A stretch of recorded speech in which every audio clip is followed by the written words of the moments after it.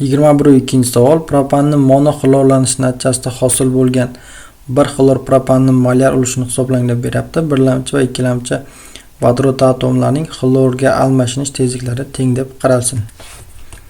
Demak, propan bo'ladigan bo'lsa SH3 SH2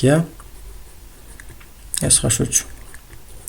Bunga xlor qo'shadigan bo'lsak, birinchi holatda demak 1 xlor propan hosil bo'lishi uchun birlamchi uglerod atomidagi 3 ta vodoroddan bittasining o'rniga xlor keladi. Ya'ni SH3 SH2 SH2 xlor plus H xlor. Xo'p, bunda e'tibor beramiz. Ya'ni birlamchi uglerod atomlar soni 2 ta, demak birlamchi uglerod atom bor. Jami bunda demak vodorod atomlar soni birlamchida 6 ta vodorod atomi mavjud.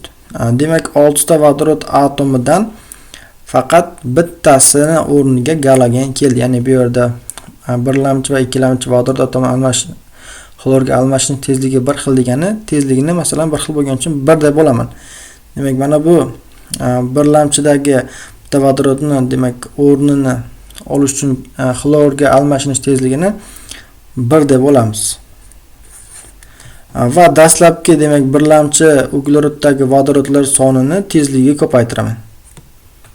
Bu yerda demak umumiy 6 kelib chiqadi. Xo'p, keyingi holatda SH3 SH2 SH3 plus qo'shamiz xlor. Endi bu yerda ikkinchi uglerod atomi keladi. Ya'ni ikkilamchi uglerod atomidagi vodorodni bitta vodorodning o'rniga galogen keladi. Xo'p, bunisi nimasi qolib ketdi? SH3 plus H xlor. Bu yerda demak ikkilamchi uglerod atom bitta bor. Buni tarkibida demak vodorodimiz 2 atom vodorod bor. 2 atom vodorodni faqat bittasini o'rniga galogen keldi, bittasi qoldi. Demak, birlamchi vodorod atomini almashish tezligini 1 deb oldik. Ikkilamchini almashish tezligi ham shunda 1 bo'ladi. Demak, ikkilamchi uglerod atomidagi vodorodlar sonini almashish tezligiga 1 ga ko'paytiraman. Bunda umumiy 2 kelib chiqadi. 6 ga 2 demak jami qo'shsak 8 bo'ladi.